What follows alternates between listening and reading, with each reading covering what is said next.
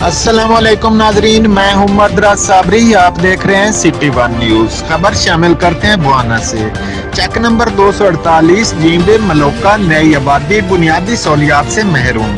ना ही सोलंग, ना ही सीवरेज का निजाम और ना ही बिजली। इलाके के लोगों ने कहा है, पिछली दौरे हुकूमत में हम गरीबों को सर छुपाने के लिए कर दिए गए थे, तो हमारी इस हुकूमत से अपील है कि हमें बुनियादी सहूलियात दी जाएं, जो हमारा बुनियादी हक है।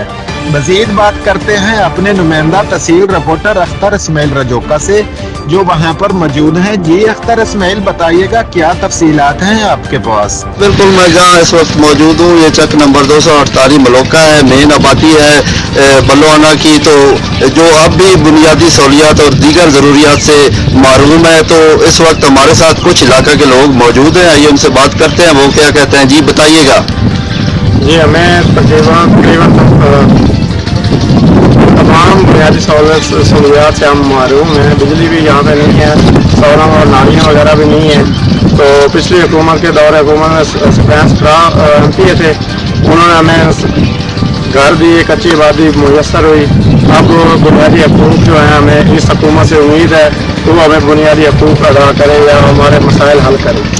जी बिल्कुल, भाई का कहना है कि हम इस वक्त भी पीटीआई के दौरे हुकूमत में बुनियादी सहूलियात से महरूम है। तो इंशाल्लाह हमारी वज़ीर आज़म पाकिस्तान इमरान खान ज़रूर सुनेंगे और हमें बिजली और दीगर चीज़ें आप मुहैया करेंगे। और इस वक्त मेरे साथ कुछ और लोग भी मौजूद हैं, आइए उनसे बात करते हैं, वो क्या कहते हैं। जी बताइएगा। साढ़े पास बिजली कोई नहीं, रोड भी कोई नहीं, नालियाँ कोई नहीं, सोलर कोई नहीं, कोई अस्पताल नज़दीक नहीं है।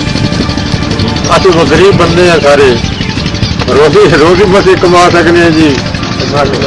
जी बिल्कुल, भाई का कहना है कि वज़ीर आज़म पाकिस्तान हमारी आवाज़ सुने और हमें बुनियादी सहूलियात जो हैं, जैसा कि बिजली है और दीगर चीज़ें हैं, हमें दी जाए। जी।